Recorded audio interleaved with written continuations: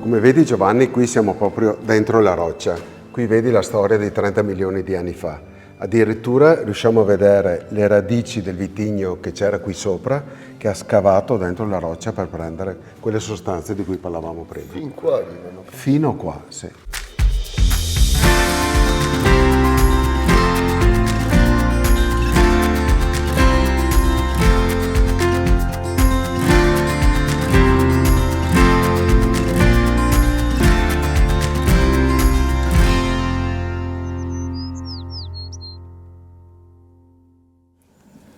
In una delle nostre precedenti puntate ci siamo già occupati di un vitigno particolare, il Pinot Grigio, e oggi siamo qui per parlare di un suo parente stretto, il Pinot Bianco.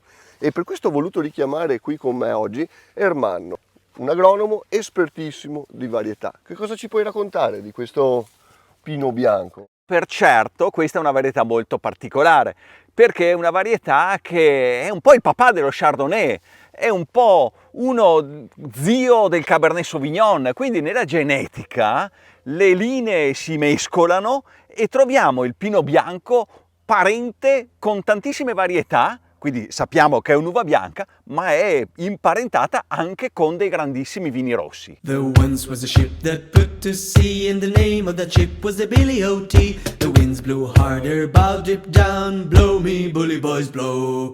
Il Pinot Bianco è una delle varietà a bacca bianca più coltivate qui sui Colli Iberici in assoluto, ma la sua origine? Beh, allora intanto il nome gliel'hanno dato gli amici francesi. Pinot ricorda proprio il nome della pigna, però è una varietà che troviamo un po' in tutta Europa. Ricordati, in Germania si chiama Weißburgunder. Che cosa vuol dire? Bianco di Borgogna. E quindi bianco di Borgogna ci dà proprio l'idea della sua origine, che è anche forse francese. In realtà lo sappiamo, è una varietà che ci gira intorno da circa 2000 anni. Però che la Borgogna abbia un po' di preferenza come origine di questa varietà, beh, questo lo sappiamo.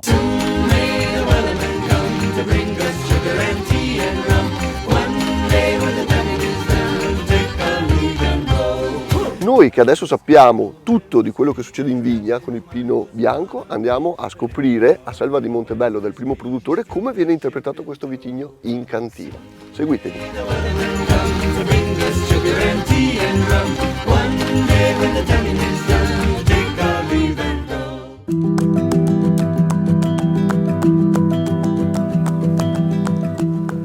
Ciao Marzia. Ciao Giovanni. Sono venuto a trovarvi qui a Selva di Montebello perché oggi parliamo di Pinot Bianco.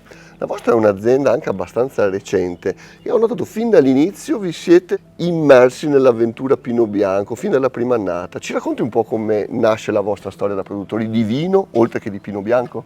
Siamo un'azienda che ha iniziato comunque già da subito con della sperimentazione, delle innovazioni come i vitigni resistenti, piuttosto che anche tecniche in cantina, e tra le varie varietà che coltiviamo, oltre ai vitigni tradizionali come la Garganega del nostro Gambellara o il Durello, abbiamo anche dei vitigni internazionali, tra cui il Pinot Bianco. In particolare il Pinot Bianco è un po' un vitigno a cui siamo affezionati particolarmente perché è un clone che aveva salvato mio nonno Tarcisio e quindi abbiamo particolarmente a cuore, continuiamo a coltivare e lo produciamo in diverse maniere. Guarda, il Pinot Bianco è molto particolare. Guarda la sua foglia. Siamo abituati a foglie che tendono a formare 5 lobi. Invece questa è pentagonale, rotonda, è quasi unica. E questa è una cosa particolare perché è un pannello solare quasi perfetto che intercetta l'energia del sole e la trasforma proprio in zuccheri che serviranno poi a noi a trasformarli in alcol.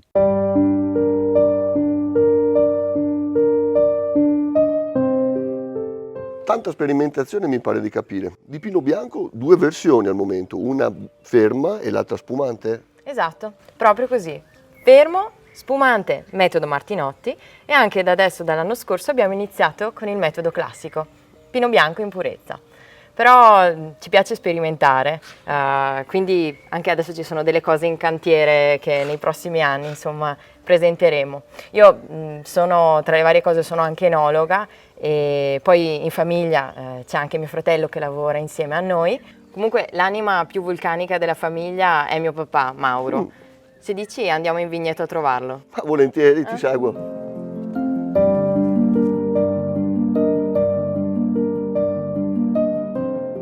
Mauro, l'anima vulcanica di questa azienda. Beh, l'anima vulcanica è quella qui, è quella che dà l'impronta particolare ai nostri vini. Ti faccio vedere quanto friabile è la roccia più nera che c'è in tutto il Veneto e dà un'impronta unica ai nostri vini bianchi, però il Pinot bianco prende una caratteristica unica. Sono terreni comunque, mi pare di capire, più adatti a vitigni a bacca bianca rispetto a quelle Sì, bacca rossa. sì, sicuramente più adatti a bacca bianca, però noi stiamo sperimentando anche vari vitigni a bacca rossa. Si sperimenta tutto qua. Roller coasters in your veins. Do you remember the never-ending days? Esistono delle grandi variabilità genetiche nel mondo del Pinot Bianco. Esistono tantissimi Pinot bianchi. Non c'è un Pinot bianco solo. Esistono grappoli piccolini e grappoli giganteschi. Questo poi dopo lo ritroviamo nel vino, troviamo vini floreali, vini che sanno di melone, vini che hanno note molto fruttate. Questi grappoli piccoli sono generalmente indicati per fare i vini fermi. I grappoli grandi sono generalmente indicati per fare le basi spumanti, però sulle nostre terre vicentine, che sono terre che possono scambiare sostanze aromatiche, sali minerali, beh lì il produttore ha fatto una scelta perfetta, un grappolo piccolo che tende ad accumulare dentro di sé tutta la ricchezza del suolo, quindi sali minerali, sostanze nutritive, per poi dare vini bianchi, fermi, estremamente corposi e strutturati. Every moment this is life, take it as it comes. Jump up and reach. Come e quando vendemmiate le uve Pinot Bianco per le varie tipologie? Diciamo, gli ultimi anni con questo cambiamento abbiamo vendemmiato il 10-15 agosto per lo spumante e verso fine agosto per il fermo, In cassetta? esclusivamente in piccole cassette.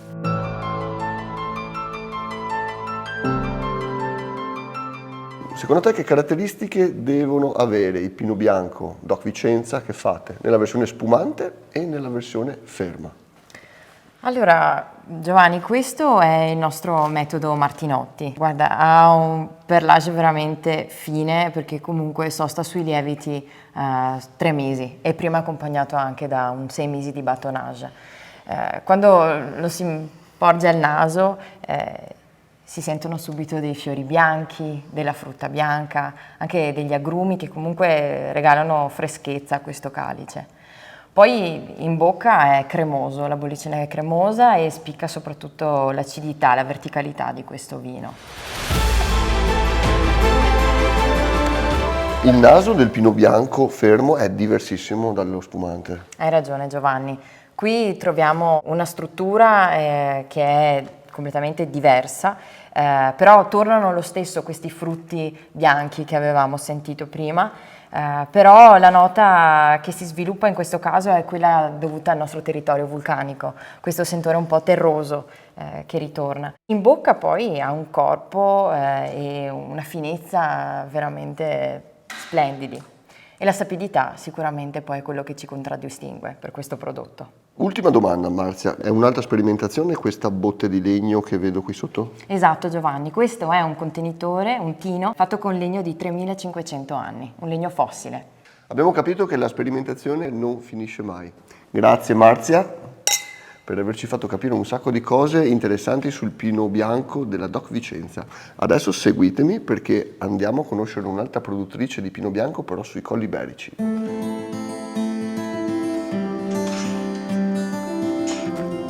Ciao, che bello vederti Giovanni. Ciao Marcella! Come stai? Beh, quando vengo in questo posto, in questo angolo di paradiso sopra Alonigo, mi sento sempre a casa. A proposito di casa, quando siete arrivati voi qui? Quando siamo arrivati nel 94 non c'era assolutamente nulla di tutto quello che vedi, non c'era casa, era tutto diroccato. era abbandonato credo da dopo la guerra, per cui veramente non c'era niente. Però sedendoci su un sasso con le mie figlie e mio marito abbiamo sentito come un'emozione molto forte e abbiamo detto ci sarà da lavorare tantissimo, però secondo me verrà fuori una cosa straordinaria. Sai quando senti nel cuore una cosa che ti prende molto, e così è cominciata questa avventura. Throwing open all the curtains wide. Not gonna miss a thing. Nothing's promised to you in this life, but it's there for us to take. I vigneti praticamente sono disposti tutto attorno all'azienda. Sì, Giovanni, partono da qui, girano tutti intorno all'azienda e arrivano praticamente in cantina, quindi il bosco è quasi più di 24 ettari.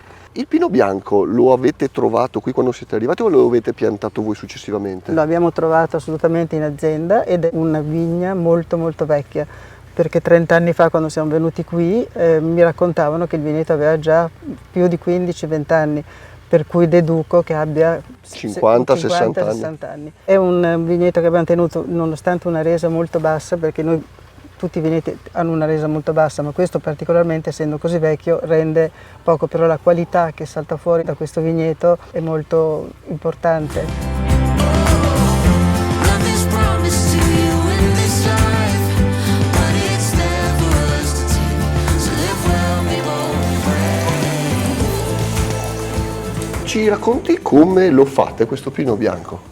Allora, si raccoglie in agosto a maturazione completata, viene vinificato classicamente in bianco, quindi poi tenuto in acciaio per un anno intero, solo acciaio, è l'unico vino che fa solo acciaio perché noi usiamo piuttosto il legno, ma lui non ne ha bisogno, poi passa altri 6 mesi in bottiglia per affinamento.